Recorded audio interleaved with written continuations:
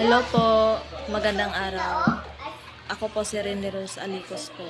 At ito po ang aking anak na si... Ako po si Randy Alitos, 18 years old. Kami po ay taga Negros Oriental. Ang aking anak po ay na-diagnose ng acute lymphoblastic leukemia at kasalukuyang nagkikimo po siya. Maraming salamat po sa biyayang binigay niyo po kay Randel para sa pagpapagamot niya.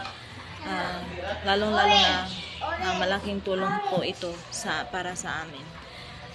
Maraming salamat po sa donors, sponsors, volunteers, at production team ng FACC Runway Event.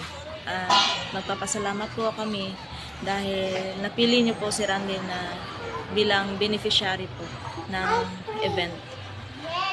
Maraming salamat po at God bless.